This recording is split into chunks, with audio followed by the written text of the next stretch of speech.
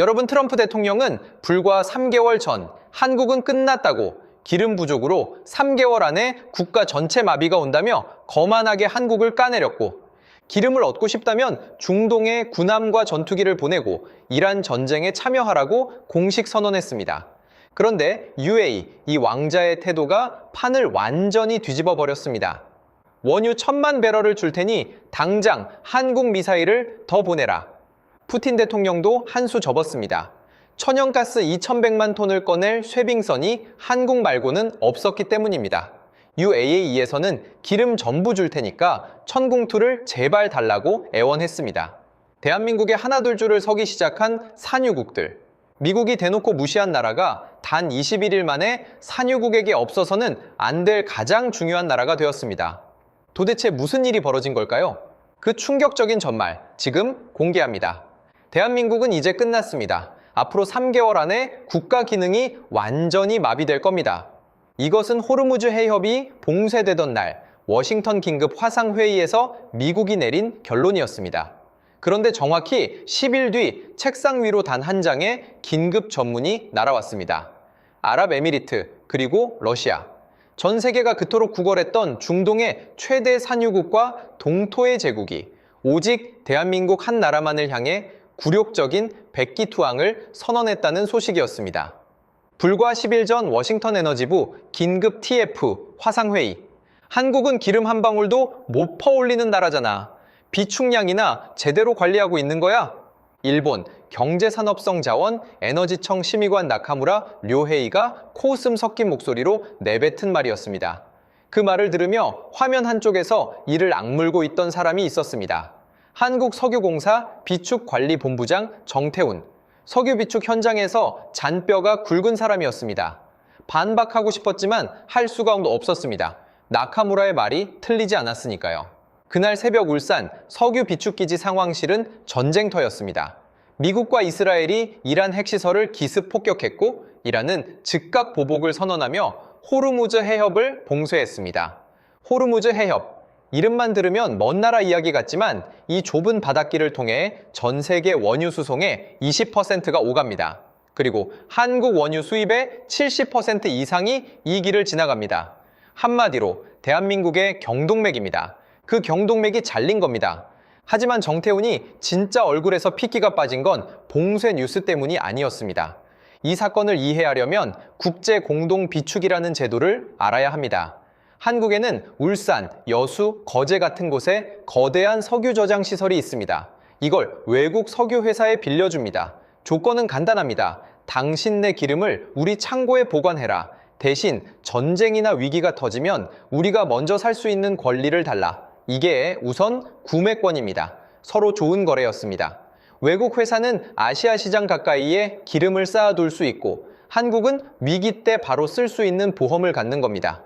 당시 중동의 한 석유 회사가 울산 비축기지에 보관하고 있던 원유는 200만 배럴이었습니다. 호르무즈가 막히자 유가가 미친 듯이 치솟았습니다. 배럴당 100달러 대이던 유가가 눈 깜짝할 사이에 180달러를 넘겼습니다. 그 순간 이 중동 석유 회사가 움직였습니다. 유가가 치솟았으니 더 비싼 값에 팔 수 있는 나라에 기름을 넘기기 시작한 겁니다. 한국과의 우선 구매 계약을 무시하고 더 높은 가격을 부르는 해외 바이어에게 원유를 빼돌렸습니다. 석유공사가 우선 구매권을 행사하려 했을 때는 이미 늦은 뒤였습니다. 200만 배럴 중 110만 배럴은 가까스로 확보했지만 나머지 90만 배럴은 이미 다른 나라로 넘어가고 있었습니다. 90만 배럴, 숫자로는 감히 자라놓을 수 있습니다. 이렇게 생각하면 됩니다. 대한민국이 하루 동안 쓰는 석유의 1%입니다. 우리 땅, 우리 창고에 있던 기름이 우리 코앞에서 사라진 겁니다. 정태훈은 보고서를 들고 있는 손이 떨렸습니다. 본부장님, 물량 이동 막을 수 있는 법적 근거가 없습니다. 부하 직원의 보고에 정태훈은 아무 말도 하지 못했습니다. 국제공동비축 계약 자체가 상대 회사 소유의 원유를 보관해주는 구조라 그 회사가 빼겠다는데 물리적으로 막을 방법이 없었습니다. 우선 구매권은 있지만 행사 타이밍을 놓치면 그만이었고 이미 놓친 뒤였습니다. 산업부는 석유공사의 즉각 감사에 착수했습니다. 언론에서는 석유 관리 총체적 부실이라는 헤드라인이 쏟아졌습니다. 국민들의 분노가 들끓었습니다. 당연한 겁니다. 전쟁이 터질 때를 대비해서 만든 보험인데 정작 전쟁이 터지니까 보험금이 증발해버린 꼴이었으니까요. 다시 워싱턴 긴급 TF 회의 화면으로 돌아갑니다. 미국 에너지부 전략분석부국장 마이클 베넷이 각국의 에너지 상황을 분석하고 있었습니다. 54살 에너지 안보 분야에서 20년을 일한 베테랑이었습니다. 그의 모니터에는 각국의 전략 비축 현황이 떠 있었습니다. 한국 상황은 심각합니다. 비축량 기준으로 약 90일 버틸 수 있지만 호르무즈 봉쇄가 장기화되면 3개월 안에 산업 가동률이 급격히 떨어집니다. 마이클은 담담하게 분석 결과를 읽어 내려갔습니다. 그에게 한국은 에너지 취약국 리스트의 맨 위에 적힌 이름이었습니다. 자원이 없고 수입 의존도가 압도적으로 높고 지금 당장 비축유마저 빼앗긴 나라. 나카무라가 여유로운 표정으로 끼어들었습니다. 우리 일본은 이미 미국 셰일오일 5년 장기 계약을 체결한 상태입니다. 노르웨이와 추가 협의도 진행 중이고요.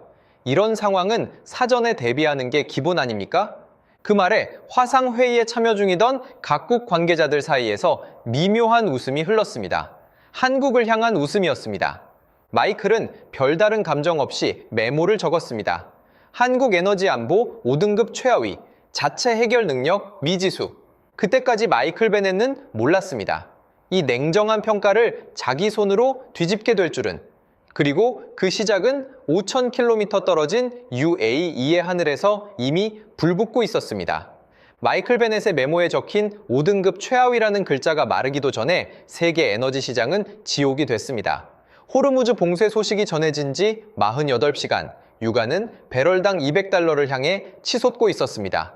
국제 원유 거래소에는 공포가 깔렸고 각국 정부는 하나같이 같은 명령을 내렸습니다. 우리 기름부터 확보해라. 미국은 전략 비축유 방출을 검토한다고 발표만 해놓고 실제로는 자국 셰일오일 수출을 조용히 줄이기 시작했습니다. 유럽은 노르웨이산 원유 확보를 위해 쟁탈전에 들어갔고 인도는 러시아의 추가 물량을 요청하며 줄을 섰습니다. 자원 외교라는 말이 무색할 정도로 노골적인 쟁탈전이었습니다. 의리, 동맹, 국제협력. 그런 말은 유가가 200달러를 찍는 순간 증발했습니다. 한국은 그 아수라장 한가운데에서 혼자였습니다. 서울, 여의도, 에너지안보 긴급대책회의가 열렸습니다.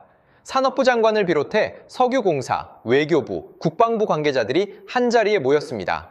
분위기는 살벌했습니다. 90만 배럴 유출 사건으로 여론은 이미 폭발한 상태였고 호르무즈 봉쇄가 장기화될 조짐까지 보이면서 정부는 사면촉에 몰려 있었습니다. 현재 확보 가능한 추가 물량이 얼마나 됩니까? 장관의 질문에 석유공사 관계자가 고개를 숙였습니다. 국제 현물 시장에 긴급 입찰을 넣었습니다만 번번이 밀리고 있습니다. 가격을 올려도 물량 자체가 없습니다. 모두 자기 나라 물량 확보에 급한 상황입니다.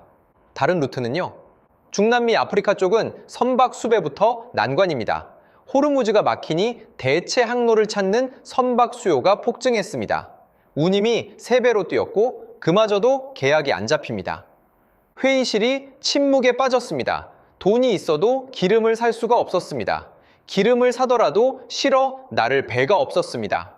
한국이라는 나라의 근본적인 약점이 적나라하게 드러나는 순간이었습니다. 정태우는 회의실 구석에 앉아 이를 악물었습니다. 비축관리본부장으로서 감사의 칼날이 자기를 향하고 있다는 걸 알고 있었습니다. 하지만 지금 그게 중요한 게 아니었습니다. 비축유가 바닥나면 공장이 멈추고 공장이 멈추면 수출이 멈추고 수출이 멈추면 대한민국 경제가 멈춥니다. 그 시계가 째깍거리고 있었습니다. 그 시각 워싱턴 TF에서는 각국의 에너지 확보 현황 브리핑이 한창이었습니다. 나카무라가 다시 입을 열었습니다. 일본은 미국 셰일오일 장기 계약에 더해 호주 LNG 추가 도입도 확정했습니다. 비축유는 손대지 않아도 6개월은 안정적입니다. 그 말 끝에 나카무라는 자연스럽게 덧붙였습니다. 한국은 지금 긴급 입찰도 계속 실패하고 있다면서요? 미국에 뭘 줄 수 있는 게 있긴 합니까? 회의에 참여 중이던 중국 시노펙 국제사업부 부총재 리제나오가 느긋한 표정으로 한마디를 보탰습니다. 우리 중국은 러시아산 원유를 충분히 확보하고 있습니다. 물론 아주 합리적인 가격이에요. 합리적인 가격. 그 말의 실체는 이랬습니다. 국제 유가 기준 브렌트유 대비 37.5% 할인. 러시아가 서방 제재를 받아 기름을 팔 곳이 없으니 중국이 그 약점을 쥐고 헐값에 쓸어가고 있었던 겁니다. 리제나오는 그걸 합리적이라고 포장했습니다. 마이클 베넷은 각국 현황을 정리하며 모니터를 봤습니다. 미국 안정, 일본 안정, 중국 안정, 유럽 대응 중, 인도 대응 중. 한국이라는 칸에는 빨간 글씨가 떠 있었습니다. 위기, 자체 해결 역량 불확실. 마이클은 보고서 한 줄을 더 적었습니다. 한국은 줄 수 있는 게 없다. 그 한 줄이 얼마나 거대한 오판이었는지 마이클 자신이 깨닫기까지는 며칠이 더 필요했습니다. 같은 시각 서울에너지대책회의에서 한 참모가 조심스레 말을 꺼냈습니다. 장관님, 우리가 줄 수 있는 게 하나 있긴 합니다. 뭡니까? 기술입니다. 회의실이 다시 조용해졌습니다. 하지만 이번에는 다른 종류의 침묵이었습니다. 누군가가 낮은 목소리로 반박했습니다. 지금 당장 배에 실을 수 있는 건 기술이 아니라 기름입니다. 맞는 말이었습니다.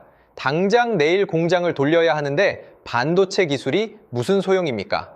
미사일 만드는 기술이 배럴당 200달러짜리 기름을 대신해 줄 수는 없는 겁니다. 기술이라는 단어는 허공에 떠다 사라지는 것 같았습니다.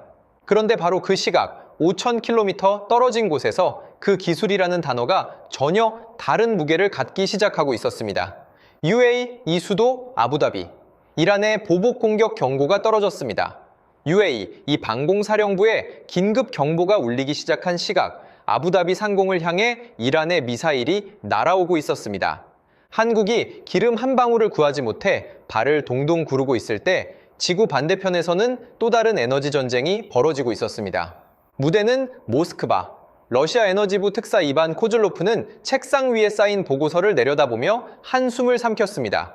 보고서 제목은 아틱 LNG 2호 프로젝트 현황 보고. 러시아가 국운을 걸고 추진 중인 북극 천연가스 개발 사업이었습니다.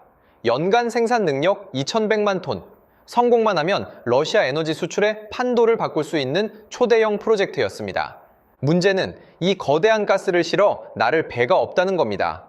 북극해 가스를 수출하려면 보통 배로는 안 됩니다. 두께 2m짜리 얼음을 깨고 전진하면서 동시에 영하 163도로 천연가스를 액화 상태로 유지해야 합니다. 얼음을 부수는 힘과 극저온 기술을 동시에 갖춘 배. 이걸 쉐빙 LNG 운반선이라고 합니다. 세계에서 이 배를 설계하고 건조할 수 있는 나라는 사실상 한 곳뿐이었습니다. 한국이었습니다. 원래 삼성중공업이 이 배를 만들기로 돼 있었습니다. 쉐빙 LNG선 15척, 셔틀 탱커 7척, 총 22척. 계약 금액만 5조 8천억 원이었습니다. 그런데 러시아가 우크라이나를 침공하면서 모든 게 틀어졌습니다. 서방의 제재가 떨어졌고 러시아 즈베즈다 조선소가 미국의 제재 대상에 올랐습니다. 삼성중공업은 철수할 수밖에 없었습니다. 러시아는 자신만만했습니다. 우리가 직접 만들면 된다. 이반는 그 자신감이 어떻게 산산조각 났는지 보고서에서 읽고 있었습니다. 즈베즈다 조선소가 자체 건조를 시도했습니다. 하지만 삼성중공업이 떠난 자리는 기술의 블랙홀이었습니다. 완성했다고 발표한 선박을 열어봤더니 속이 엉망이었습니다. 핵심 부품이 맞지 않았고 극저온 저장 시스템은 작동하지 않았습니다. 그리고 가장 충격적인 발견이 있었습니다. 선체를 분해해보니 삼성중공업이 남기고 간 반조 선체와 핵심 부품이 그대로 박혀 있었습니다. 반조, 절반만 만들어진 선체라는 뜻입니다. 삼성이 철수하기 전까지 작업했던 부분이 그대로 남아 있었고 러시아 엔지니어들은 그 위에 자기들 기술을 얹으려 했지만 실패한 겁니다. 삼성이 만든 절반 위에 러시아가 올린 절반은 서로 맞지 않았습니다. 로켓을 만들고 우주 정거장을 쏘아 올리는 나라가 배 한 척을 완성하지 못했습니다. 2,100만 톤의 천연가스가 북극 밑에 잠들어 있는데 꺼내서 실어 나를 방법이 없었습니다. 기름은 있는데 배가 없는 나라. 한국과 정확히 반대였습니다. 한국은 배는 만들 수 있는데 기름이 없고 러시아는 기름은 넘치는데 배를 못 만드는 겁니다. 그 사이 중국이 비집고 들어왔습니다. 리제나오가 워싱턴 TEF에서 합리적인 가격이라고 자랑했던 그 거래의 실체가 이겁니다. 러시아는 서방 제재를 받아 기름을 팔 곳이 없었습니다. 유럽은 등을 돌렸고 미국은 가격 상한제를 걸었습니다. 남은 대형 고객은 중국과 인도뿐이었습니다. 그런데 인도마저 미국과의 무역 협상 때문에 러시아산 원유 수입을 줄이기 시작했습니다. 하루 180만 배럴이던 수입량이 110만 배럴로 뚝 떨어졌습니다. 결국 중국이 사실상 독점 고객이 됐습니다. 독점 고객이 되면 뭘 할 수 있습니까? 가격을 후려칩니다. 러시아산 우랄유 할인율이 해가 갈수록 커졌습니다. 처음에는 브렌트유 대비 15% 할인, 그 다음 해에는 17%, 그리고 올해 초에는 37.5%까지 벌어졌습니다. 러시아 국가 수입의 절반이 에너지 수출인데 그 에너지를 37% 넘게 깎아서 팔고 있는 겁니다. 도움이 아니었습니다. 약탈이었습니다. 이 받는 보고서를 덮으며 중얼거렸습니다. 중국은 우리를 살린 게 아니라 피를 빨아먹고 있는 거야. 그의 머릿속에 한 나라의 이름이 떠올랐습니다. 한국, 쉐빙 LNG선을 만들 수 있는 유일한 나라. 하지만 한국은 서방 제재에 동참한 나라이기도 했습니다. 러시아가 우크라이나를 침공했을 때 한국은 독자적인 제재까지 가했습니다. 경제 협력 관계가 있었는데도 말입니다. 바로 그때 이반의 모니터에 속보가 떴습니다. 이란 UAE의 대규모 보복 공격 개시, 탄도미사일 다수 발사. 중동 전쟁이 러시아와 무슨 상관이겠습니까? 하지만 이 전쟁이 러시아의 운명까지 바꾸게 될 줄은 그때는 아무도 몰랐습니다. UAE의 수도 아부다비. 현지 시각 밤 11시 47분. 방공사령부의 조기 경보 시스템이 비명을 질렀습니다. 레이더 화면에 붉은 점들이 하나, 둘 나타나기 시작했습니다. 처음에는 10개, 그 다음에는 30개, 그리고 50개를 넘기더니 화면이 붉은 점으로 덮이기 시작했습니다. 이란 영토에서 다수의 탄도미사일 발사 감지, 수량 확인 중. 방공사령부 지휘관 옆에 서 있던 UAE 대통령 비공식 고문 칼리드 알 무바라크는 레이더 화면을 보며 숨이 멎는 것 같았습니다. 숫자가 올라가고 있었습니다. 70발, 100발, 130발, 그리고 최종 집계가 떨어졌을 때 지휘소 전체가 얼어붙었습니다. 탄도미사일 174발, 자폭 드론 689대, 순항 미사일 8발. 미사일만이 아니었습니다. 689대의 자폭 드론이 파상 공격으로 밀려오고 있었습니다. 미사일은 빠릅니다. 한 발 한 발이 명확한 표적을 향해 날아옵니다. 하지만 드론은 다릅니다. 느리지만 끈질깁니다. 하나를 잡으면 열이 밀려옵니다. 하늘을 까맣게 뒤덮으며 방공망의 탄약을 빨아먹는 겁니다. 칼리드의 머릿속에 한 가지 계산이 스쳤습니다. 우리 요격 미사일이 충분한가? UAE의 방공망은 세 겹으로 구성되어 있었습니다. 미국의 패트리어트, 이스라엘의 에로우, 그리고 한국의 청웅2. 패트리어트는 검증된 체계였지만 치명적인 약점이 있었습니다. 요격 미사일 한 발에 수십억 원. 그런데 이란이 보낸 자폭 드론 한 대 가격은 고작 수천만 원 수준입니다. 100대만 잡아도 탄약고가 먼저 바닥납니다. 이스라엘의 에로우는 탄도 미사일 요격에 특화된 체계였습니다. 높이 날아오는 미사일은 잘 잡지만 낮게 깔리는 드론대에는 효율이 떨어졌습니다. 첫 번째 미사일이 UAE 영공에 진입했습니다. 패트리어트가 발사됐습니다. 하늘에서 불꽃이 터졌습니다. 요격 성공. 두 번째, 세 번째도 잡았습니다. 하지만 문제는 속도였습니다. 한 발 잡고 재장전하는 사이에 세 발이 더 밀려왔습니다. 드론대가 저공으로 깔리면서 패트리어트의 레이더에 잡히지 않는 사각지대가 생기기 시작했습니다. 칼리드는 방공 상황판을 지켜보며 입술이 바짝 말랐습니다. 요격률이 조금씩 떨어지고 있었습니다. 패트리어트 배치 구역의 숫자가 흔들렸습니다. 95%였던 것이 92%로 다시 89%로 내려갔습니다. 탄약 소모 속도는 교전 시작 2시간 만에 예상치를 넘어서고 있었습니다. 이 속도면 48시간 안에 패트리어트 탄약이 바닥납니다. 방공사령관의 보고의 칼리드에 얼굴이 굳었습니다. 48시간, 이틀 뒤면 UAE의 하늘에 구멍이 뚫린다는 뜻이었습니다. 바로 그때 칼리드의 눈에 상황판 한 구석이 들어왔습니다. 다른 구역과 확연히 다른 숫자가 찍혀 있었습니다. 청웅2 배치 구역, 요격률 96%. 다른 구역들이 90% 아래로 흔들리고 있을 때 청웅2가 배치된 구역만 꿈쩍도 하지 않고 96%를 유지하고 있었습니다. 저건 뭡니까? 칼리드가 손가락으로 화면을 가리켰습니다. 방공사령관이 대답했습니다. 한국산 체계입니다. 중거리 지대공 미사일이고 탄도미사일과 드론 동시 교전이 가능합니다. 칼리드는 눈을 가늘게 뜨며 숫자를 다시 확인했습니다. 96%, 100발이 날아오면 96발을 잡아냈다는 뜻입니다. 5,000km 떨어진 워싱턴 에너지부 TF실에서도 이 숫자가 실시간으로 떠 있었습니다. 마이클 베넷은 에너지 보고서를 쓰다 말고 방공 상황 모니터에 눈이 갔습니다. 청웅2, 그게 뭐지? 그의 옆에 앉아있던 나카무라 료헤이가 콧방귀를 뀌었습니다. 한국산 미사일이요, 실전에서 검증도 안 된 물건입니다. 저 숫자가 계속 유지될 리 없어요. 마이클은 청궁2라는 이름 옆에 물음표 하나를 적어두었습니다. 이 물음표가 느낌표로 바뀌는 데는 그리 오래 걸리지 않았습니다. 아부다비 상공에서는 여전히 미사일과 드론이 쏟아지고 있었습니다. 패트리어트의 탄약은 줄어들고 에로우는 드론대에 허덕이고 있었습니다. 그리고 청웅2만이 묵묵히 96%를 찍고 있었습니다. 칼리드 알 무바라크는 그 숫자를 바라보며 중얼거렸습니다. 한국이 만든 거라고. 전투는 사흘째로 접어들었습니다. 이란의 공격은 멈추지 않았습니다. 첫날 한꺼번에 쏟아붓는 포화였다면 둘째 날부터는 간격을 두고 끊임없이 찔러오는 소모전이었습니다.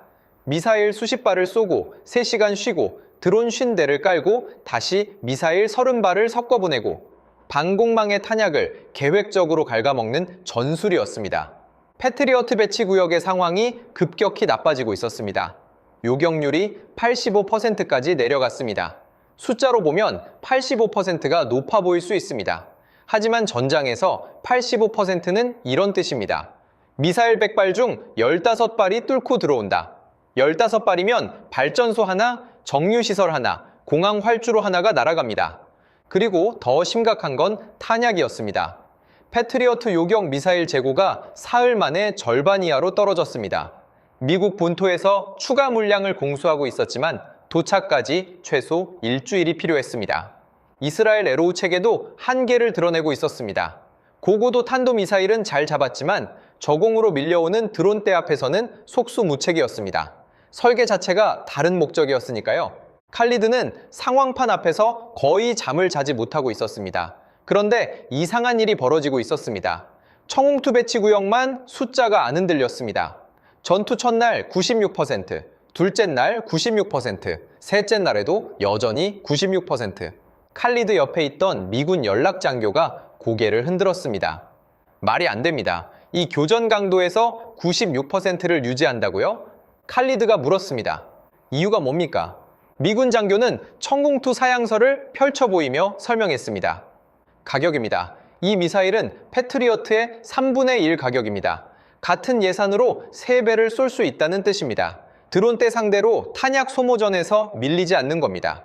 3분의 1 가격에 같은 성능. 아니, 지금 이 전장에서는 오히려 더 좋은 성능. 패트리어트가 허덕이는 와중에 청웅2가 묵묵히 하늘을 지키고 있었습니다. 칼리드가 다시 물었습니다. 탄약 재고는요? 청웅2 구역은 아직 여유가 있습니다. 단가가 낮으니 애초에 확보 수량이 많았고 소모 대비 효율이 높아서 다른 구역보다 소진 속도가 느립니다. 전쟁터에서 이것은 혁명이었습니다. 비싼 미사일이 최고라는 상식이 깨진 겁니다. 아무리 정확해도 탄약이 바닥나면 끝입니다. 아무리 첨단이어도 드론 한 대 잡는데 52억을 쓰면 지는 겁니다. 청웅2는 그 계산을 완전히 뒤집었습니다. 워싱턴 TF실에서 마이클 베넷의 모니터에도 이 숫자가 계속 떠 있었습니다. 그는 며칠 전 청웅2 옆에 적어둔 물음표를 지우고 밑줄을 2번 그었습니다. 나카무라는 아무 말이 없었습니다. 실전에서 검증 안 된 물건이라고 비웃었던 자신의 말이 사흘 만에 부메랑으로 돌아온 겁니다. 데이터가 화면에 찍혀 있는데 뭐라고 반박하겠습니까? 나카무라는 노트북 화면만 바라보며 입을 다물었습니다. 마이클은 조용히 보고서에 한 문장을 추가했습니다. 한국이 에너지 분야에서는 5등급 최하위일지 모르지만 방공 분야에서는 등급 자체가 다른 나라다. 마이클은 이때 처음으로 한국이라는 나라를 다시 보기 시작했습니다. 기름 한 방울 못 퍼올리는 나라, 원유 비축도 제대로 못 지키는 나라. 그렇게만 보였던 그 나라가 5,000km 떨어진 사막 위에서 산유국의 하늘을 지키고 있었습니다. 그런데 문제가 하나 남아 있었습니다. 96%를 유지하고 있는 청홍투도 결국은 유한한 자원이었습니다. 미사일은 한 발 쏘면 한 발 줄어듭니다. 이란의 공격이 계속되면 청홍투의 탄약도 바닥나는 건 시간 문제였습니다. 전투 닷새째, UAE 이 대통령궁에서 한국으로 긴급 전화가 걸려왔습니다. 추가 물량이 필요합니다. 긴급히. UAE 이 국방부에서 한국 국방부로 걸려온 전화의 내용은 단순했습니다.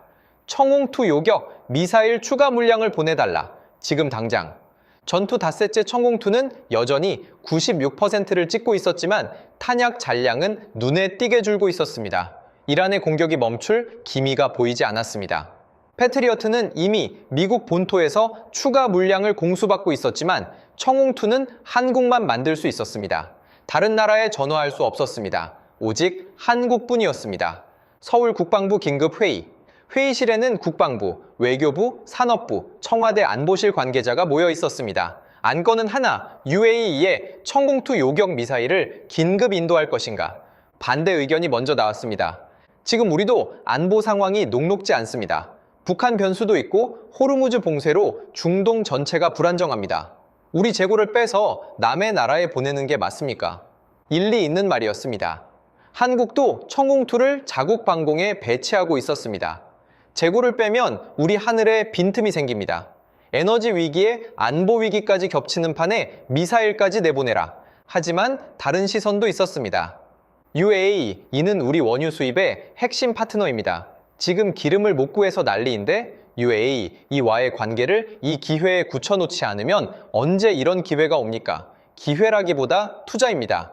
미사일 30발이 가져올 외교적 리턴을 계산해 보십시오. 회의는 길지 않았습니다. 결론이 내려졌습니다. 보낸다. 요격 미사일 30여 발을 긴급 인도한다. 결정이 떨어지자 움직임은 빨랐습니다. 국방부 군수라인이 가동됐고 미사일은 포장돼 수송 준비에 들어갔습니다. 목적지는 대구공항. UAE 이 공군 수송기가 직접 와서 가져가기로 했습니다. 밤이었습니다. 대구공항 군용 활주로. 불빛은 최소한으로 줄여져 있었습니다. 공항 일반 구역에서는 아무도 모르는 일이 벌어지고 있었습니다. 뉴스에도 나오지 않았습니다. 조용히 비밀리에 진행된 작전이었습니다. 자정을 넘긴 시각, 활주로 끝에서 거대한 엔진 소리가 들려왔습니다. UAE 이 공군 대형 수송기가 어둠 속에서 모습을 드러내며 활주로에 내려앉았습니다. 수송기 후 화물칸 문이 열리자 한국 공군 관계자들이 대기하고 있던 미사일 컨테이너를 적재하기 시작했습니다. 30여 발의 청홍투 요격 미사일. 한 발 한 발이 UAE의 하늘을 지킬 생명줄이었습니다. 적재가 완료되자 UAE 측 인수장교가 한국군 측에 거수 격례를 했습니다. 말은 없었습니다. 악수 한 번, 격례 한 번. 그것으로 충분했습니다. 수송기가 다시 엔진을 켜고 활주로를 달려 하늘로 올라갔습니다. 어둠 속으로 사라지는 수송기의 꼬리등을 바라보며 활주로에 남은 한국군 관계자들은 한동안 서 있었습니다. 그날 밤 대구공항에서 역사가 바뀌고 있었습니다. 다만 아무도 몰랐을 뿐입니다. 소식은 빠르게 퍼졌습니다. 물론 공식 발표는 없었습니다. 하지만 외교 채널과 정보 라인을 통해 한국이 UAE에 청홍투를 긴급 인도했다는 사실이 관계국들 사이에서 돌기 시작했습니다. 칼리드 알 무바라크는 자신의 SNS에 짧은 글을 올렸습니다. 어려울 때 도와주는 친구가 진정한 친구입니다. 국가명은 언급하지 않았습니다. 하지만 외교에서는 모두가 알았습니다. 한국 이야기라는 것을. 워싱턴 TF실 마이클 베넷은 이 소식을 접하고 한참 동안 모니터를 바라봤습니다. 한국이 미사일을 보냈다고. 마이클은 메모를 꺼내 며칠 전 자신이 적은 문장을 다시 읽었습니다. 한국은 줄 수 있는 게 없다. 그 문장 위에 천천히 줄을 그었습니다.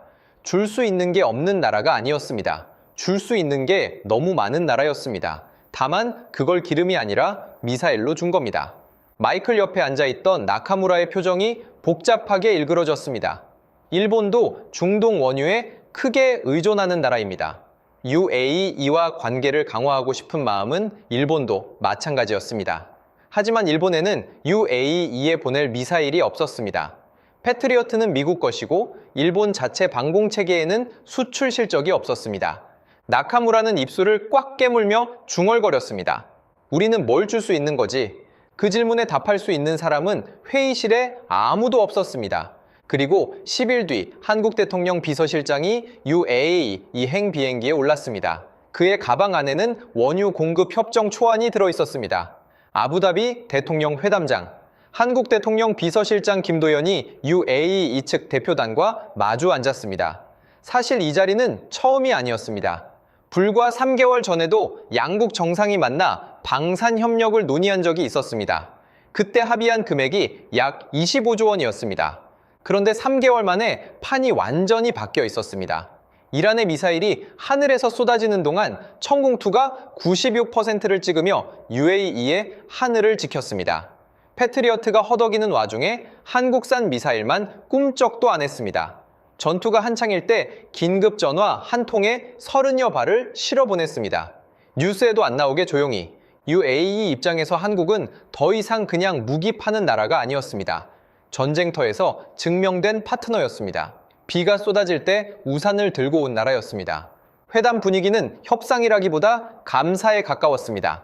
방산 협력 규모가 발표됐습니다. 약 50조 원, 3개월 전 합의의 2배가 넘었습니다. 단순히 무기를 납품하는 수준이 아니었습니다. 설계 단계부터 한국이 참여하고 운용 인력을 교육하고 수십 년간 유지 보수까지 책임지는 구조였습니다. 한 번 맺으면 수십 년간 풀리지 않는 관계. 무기가 아니라 동맹을 산 겁니다. 여기에 원전, 인공지능, 첨단 기술 투자 협력이 추가됐습니다. 300억 달러 규모, 방산 50조 원에 이 금액을 합치면 총 약 92조 원이었습니다. 92조 원. 한국 연간 국방 예산의 거의 2배에 맞먹는 금액이 한 번의 회담에서 쏟아져 나온 겁니다. 하지만 김도연이 진짜 원한 건 따로 있었습니다. 돈이 아니라 기름이었습니다. 비서실장님, 이번 위기에서 한국이 보여준 것을 우리는 잊지 않겠습니다. UAE 이측 대표가 먼저 꺼냈습니다. 김도연은 고개를 숙여 감사를 표하고 단도직입적으로 본론을 꺼냈습니다. 호르무즈 봉쇄로 한국의 원유 수급이 위기 상황이라고, 긴급 원유 도입이 절실하다고. UAE 측의 대답은 김도연의 예상을 넘어섰습니다. 한국보다 먼저 원유를 공급받는 나라는 없을 것입니다. 회담장이 조용해졌습니다. 김도연의 손이 미세하게 떨렸습니다. 이 한마디의 무게를 이해하려면 UAE가 어떤 나라인지를 알아야 합니다. 세계 최대 산유국 중 하나입니다. 미국, 일본, 유럽, 인도, 중국. 이 모든 나라가 UAE, 이 원유를 원합니다. 그 모든 나라보다 한국에게 먼저 주겠다는 겁니다. 원유 한 방울 없는 나라에게. 구체적인 합의 내용이 이어졌습니다. 긴급 원유 2,400만 배럴 도입 확정. 위기 상황 시 즉시 연락할 수 있는 긴급 구매 한라인 구축. 장기 원유 공급망 협력 양해 각서 체결. 2,400만 배럴. 이 숫자의 의미를 짚어보겠습니다. 며칠 전 한국이 코앞에서 빼앗긴 원유가 90만 배럴이었습니다. 그때 온 나라가 발칵 뒤집혔습니다. 하루 소비량의 1%가 사라졌다고 난리였습니다. 그런데 지금 확보한 게 2,400만 배럴, 빼앗긴 양의 26배입니다. 90만 배럴을 잃었던 나라가 2,400만 배럴을 얻었습니다. 소식이 퍼지자 일본 요미우리 신문이 분석 기사를 냈습니다. 한국의 미사일 방어 시스템 공급이 결정적 요인이었다. 일본 언론이 인정한 겁니다. 한국이 UAE에 미사일을 보낸 것이 원유를 받아낸 열쇠였다고. 워싱턴 TIFC 마이클 페넨은 이 뉴스를 읽으며 의자 등받이에 몸을 기댔습니다. 미사일 30발이 2,400만 배럴을 가져왔다. 마이클은 자신의 메모를 다시 꺼냈습니다. 처음에 적었던 문장, 한국에너지 안보 5등급 최하위, 자체 해결 능력 미지수. 그 문장 위에 굵은 줄을 긋고 그 밑에 새로 적었습니다. 한국은 자원이 없다. 하지만 자원보다 강한 것을 갖고 있다. 기술이다. 나카무라 료헤이는 요미우리 기사를 읽고 있었습니다. 한국의 미사일이 결정적이었다. 일본 신문이 쓴 그 문장이 나카무라의 눈앞에서 아른거렸습니다. 일본은 셰일오일 계약으로 기름은 확보했습니다. 하지만 UAE와의 관계에서 한국이 가져간 것을 일본은 가져가지 못했습니다. 기름은 있지만 신뢰는 없었습니다. 나카무라는 노트북을 접으며 한마디를 내뱉었습니다. 기술이 자원을 이긴 거야. 그 말을 누구에게 한 건지는 모르겠습니다. 자기 자신에게 했을 수도 있습니다. 같은 시각 모스크바에서 한 통의 전화가 한국 대사관으로 걸려오고 있었습니다. 러시아 에너지부 특사 이반 코즐로프의 전화였습니다. 며칠째 고민하던 자존심을 결국 접은 겁니다. 한국과 이야기할 게 있습니다. 2100만 톤짜리 가스전을 자존심으로 썩힐 수는 없었습니다. 중국의 헐값 약탈에서 벗어나려면 새로운 시장을 열어야 했습니다. 아티게렌지를 유럽이든 아시아든 다른 곳에 팔 수 있으면 중국에 끌려다니지 않아도 됩니다. 하지만 그러려면 배가 있어야 합니다. 쉐빙 LNG선. 한국만 만들 수 있는 배. 한국의 러시아산 원유 수입 검토 소식이 흘러나왔을 때 이반은 SNS에 짧은 글을 남겼습니다. 똑똑한 나라들은 다 그렇게 합니다. 한마디로 환영 신호였습니다. 러시아 에너지부 특사가 공개적으로 한국을 똑똑한 나라라고 부른 겁니다. 제재를 가한 나라를 상대로, 전쟁 후 등을 돌린 나라를 상대로 그만큼 절박했다는 뜻입니다. 마이클 베넷은 이 움직임을 모니터링하며 보고서를 정리하고 있었습니다. UAE에서는 미사일이 원유를 가져왔고 러시아에서는 조선 기술이 에너지 협상의 카드가 되고 있었습니다. 같은 나라가 전혀 다른 두 전장에서 같은 결과를 만들어내고 있었습니다. 마이클은 보고서에 이렇게 적었습니다. 한국은 기름이 없다. 하지만 기름을 가진 모든 나라가 한국을 필요로 한다. UAE는 하늘을 지켜줄 미사일이 필요하고 러시아는 가스를 실어 나를 배가 필요하다. 그리고 그 미사일과 배를 만드는 나라는 세계에서 한국뿐이다. 이것은 자원의 저주를 뒤집은 기술의 축복이다. 마이클은 펜을 내려놓고 잠시 생각에 잠겼습니다. 20년 동안 자원이 곧 국력이라고 믿어왔습니다. 기름이 많은 나라가 강하고 기름이 없는 나라는 약하다고 그 공식이 눈앞에서 뒤집히고 있었습니다. 마이클 베넷은 TF 최종 보고서를 작성하기 위해 지난 몇 주간의 기록을 처음부터 다시 펼쳤습니다. 호르무즈 봉쇄 직후 그는 한국을 에너지 안보 5등급 최하위라고 적었습니다. 자체 해결 능력 미지수. 줄 수 있는 게 없다. 나카무라가 비웃었고 리제나오가 여유를 부렸고 마이클 자신도 한국을 에너지 전쟁의 패배자로 분류했습니다. 그로부터 불과 3주 만에 벌어진 일을 보십시오. UAE의 하늘에서 청웅2가 96%를 찍었습니다. 패트리어트의 3분의 1 가격에 동등하거나 더 나은 성능을 실전에서 증명했습니다. 대구공항에서 미사일 30여 발이 조용히 날아갔고 그 대가로 2,400만 배럴의 원유와 92조 원 규모의 협력 사업이 돌아왔습니다. 러시아는 자존심을 접고 한국에 먼저 손을 내밀었습니다. 쉐빙 LNG 선을 만들어줄 나라가 한국밖에 없었으니까요. 마이클은 보고서 첫 줄에 이렇게 썼습니다. 한국은 자원 취약국이 아니다. 기술 자원국이다. 이 한 문장을 쓰기 위해 마이클은 한국이라는 나라를 처음부터 다시 분석해야 했습니다. 에너지만 보면 최하위였던 이 나라가 어떻게 산유국을 무릎 꿇렸는지 그 답을 찾으려면 에너지 너머를 봐야 했습니다. 방산, 청웅2만이 아니었습니다. K2 전차는 폴란드에 1000대가 넘게 수출됐고 K9 자주포는 핀란드, 노르웨이, 터키, 호주, 이집트에서 운용 중이었습니다. KF-21 보라매 전투기는 4.5세대 전투기를 독자 개발한 결과물이었습니다. 무기를 수입하던 나라가 무기를 수출하는 나라로 바뀐 겁니다. 그리고 이번 UA 이 전쟁에서 그 무기가 실전 검증까지 마쳤습니다. 조선, 세계 첨단 선박의 80%가 한국에서 만들어집니다. 초대형 컨테이너선, LNG 운반선, 쉐빙선, 세계 무역의 90%가 바다를 통해 이루어지는데 그 바다를 움직이는 배의 대부분이 한국산입니다. 러시아가 한국에 손을 내민 건 이 때문이었습니다. 반도체, 삼성전자와 SK하이닉스가 세계 메모리 반도체 시장의 60% 이상을 장악하고 있습니다. 인공지능용 고대역폭 메모리 시장에서 SK하이닉스는 선두였습니다.